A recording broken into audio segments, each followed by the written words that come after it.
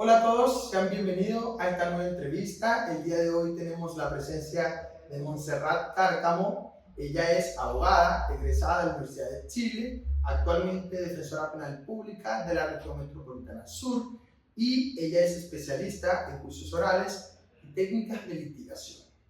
Durante el paso por la universidad y la academia, fue ayudante de la cátedra de Derecho Procesal y de Derecho Penal. Hoy la tenemos acá, tenemos el orgullo y el honor de tenerla presente en esta entrevista titulada El control de identidad. Bienvenida, Montserrat. Hola Brando, muchas gracias por la invitación. Muchas gracias. Monse, ¿nos podrías contar, por favor, a nuestros usuarios de qué trata, en qué contexto se nos puede dar, qué podemos hacer nosotros y en base a ello determinamos nuestra entrevista? Bueno, primero que todo, buenas tardes, gracias a los que nos están viendo.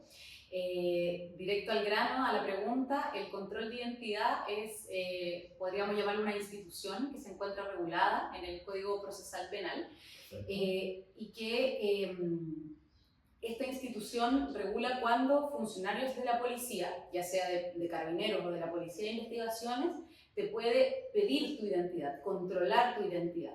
Y posteriormente, además de controlarla, una vez verificada, puede proceder a revisar ya sea tus vestimentas, tu equipaje, mochila o tu vehículo. Ok, me gustaría saber si tengo como persona natural la procedencia de una negativa. ¿Puedo yo negarme simplemente al hecho del control de la identidad? No, no es posible negarse a este control. Funcionarios de Carabineros tienen que darte facilidades para poder entregar tu carnet, tu licencia de conducir o tu pasaporte, pero no puedes negarte, porque si te niegas o incluso si das una identidad falsa, puedes estar cometiendo un delito o una falta de ocultación de identidad.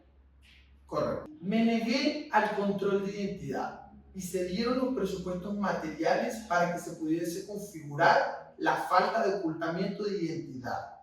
Acá vemos la diferencia entre cuando pasamos de un control de identidad a un control de detención. Eso me gustaría que nos lo explicaras, por favor. Bien. Cuando tú te niegas, como ya lo hemos estado conversando, se configura una falta de ocultación de identidad y por lo tanto a ti te pueden pasar a control de detención, llevar detenido para que, bueno, si te detienen durante la madrugada, durante la noche, pases al control de la mañana, que son a las 11 de la mañana, o si fue durante la mañana, durante 9, 10 de la mañana, pasar al control de detención de la tarde que comienzan a las 16 o 16:30 horas. ¿Cuánto es el plazo que yo tengo para poder acceder a la justicia, específicamente al juez de garantía? De lo que ya hemos estado conversando respecto a esto de pasar al control de detención, si determinan de que tú debes pasar a control de detención, eso lo decide un fiscal, ya que la policía tiene que informar de que a ti te detuvieron y dentro de un plazo máximo de 24 horas tienes que quedar a disposición del tribunal para que controle la legalidad de tu detención. Ok, y me gustó mucho ese punto que tocaste, porque dijiste que la decisión de pasar un control de garantía, en este caso, es plenamente del fiscal del Ministerio Público. Y si estamos en el contexto del control de identidad, damos un paso atrás y no se ha configurado la falta. Entonces, estos agentes de seguridad aún así pueden hacerlo sin la autorización del fiscal. Bien, en ese caso, como ya señalé, el control de identidad no implica que tú estés efectivamente cometiendo un delito. Pueden controlar tu identidad, determinar de que tú no tienes una orden de detención pendiente, que no estabas cometiendo ningún delito y por lo tanto Carabineros debe dejarte en libertad. Y por lo tanto ese procedimiento puede durar máximo 8 horas en que se acredita tu identidad, verifican todos estos presupuestos y te dejan en libertad. ¿En qué circunstancias no se puede acreditar la identidad? Por ejemplo, si tú no portas tu carnet, no portas tu licencia de conducir, no portas tu pasaporte, no puedes acreditar quién eres. ¿Qué ocurre en Montserrat si la persona a la cual están controlando su identidad es una persona extranjera en una situación migratoria irregular en la cual no tiene cómo acreditar fehacientemente su identidad? Bien, en ese caso, lo que ocurre es de que, considerando que no han podido acreditar tu identidad, te van a trasladar, te van a detener Y generalmente, bueno, si cometiste, efectivamente hay indicios de que estabas cometiendo un delito, te van a pasar a control de detención y durante el control de detención, si no lograron en el tiempo desde que te detuvieron hasta que pasaste a tribunales, lo que va a ocurrir es que lo más probable es que amplíen la detención para poder determinar en ese lapso de horas que determine el tribunal, puede ser de un día, incluso de hasta 2 días, si la información respecto del país de donde vengas, quién eres y si tienes antecedentes penales en el país de procedencia. Por cierto, Montserrat, y para nuestros usuarios, desde la modificación de la ley 21.694, justamente este año, en septiembre, se modificó lo que conocemos como el peligro de fuga, la letra C del artículo 140 del Código Procesal Penal. Y esto se da en el contexto justamente de la identidad, cuando no tenga forma de verificarse fehacientemente su identidad, que presente documentos falsos o que no exista la forma. Teniendo claro entonces el control de identidad regulado en el artículo 85 del Código Procesal Penal, es importante también destacar que tiene una ley específica que regula un tipo de control de identidad, pero en este caso es preventivo. ¿Podríamos explicarnos eso, por favor?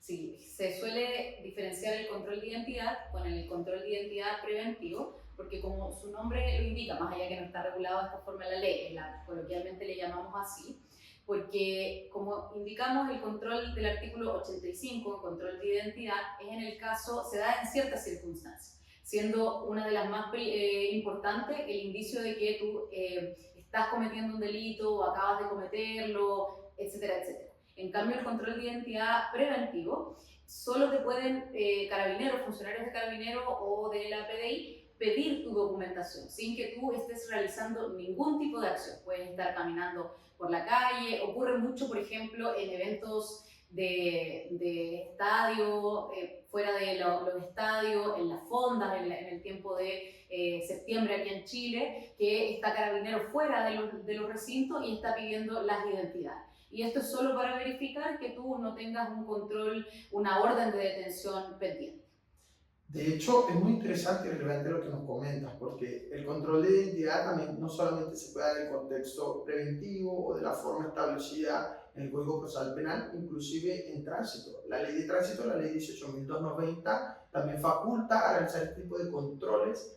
Y en el mismo contexto, Montserrat, respecto del control de identidad en relación a la ley de tránsito, también tengo entendido que pueden también revisar tu auto. ¿Eso es posible? Sí, efectivamente, eso es posible, dado las recientes modificaciones legales, en donde bajo el marco de este control de identidad preventivo que estuvimos conversando, se modificó el artículo 12 de la ley 20.931, Correcto. en donde se indica de que funcionarios de carabineros, bajo la labor de supervigilancia respecto a la ley del tránsito, pueden detener a cualquier persona que ande en un vehículo, pedirle los papeles, en definitiva, con licencia a conducir, que estén todos los permisos al día, etcétera, etcétera.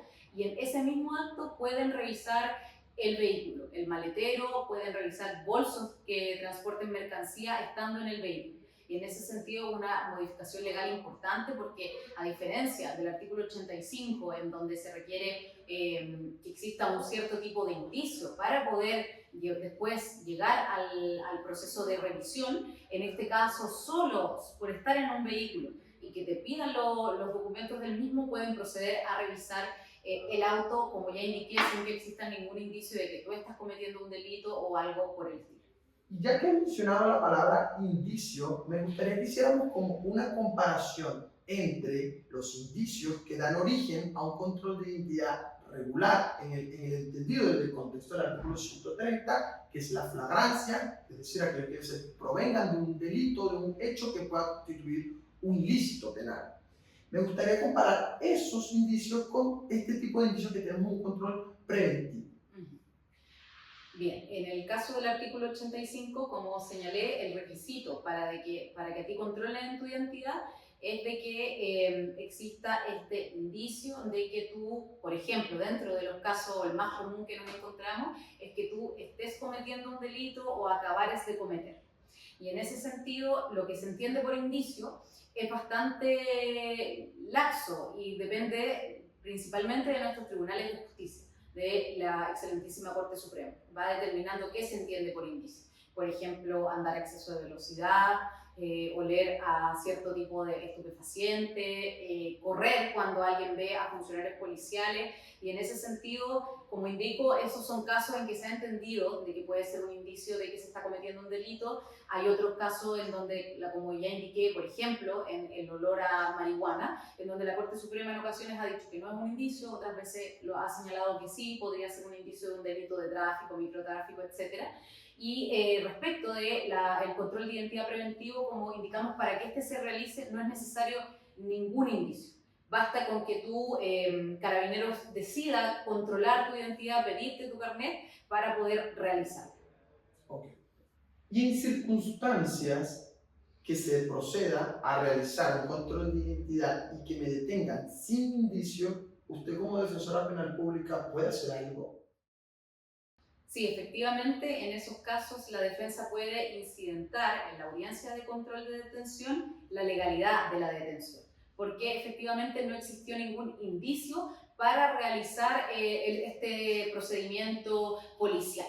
Y aquí hay un elemento importante a tener en consideración, de que si a ti te controlan por este indicio y te habilita en el Código Procesal Penal a los funcionarios policiales a que revisen tus vestimentas, tus mochilas, pertenencias y vehículo, dentro de ese contexto puede determinarse, configurarse un delito flagrante. Por ejemplo, revisan mi mochila y encuentran un arma cortopunzante o encuentran droga. Y en ese sentido se configuraría un delito. Pero si no existía indicio previo para que a ti te revisaran porque no habían antecedentes que tú pudieras estar cometiendo un delito, que tenías orden de detención vigente, etcétera, etcétera, en esos casos no existe el indicio, por lo tanto todo el procedimiento sería nulo y se solicita la ilegalidad de la detención.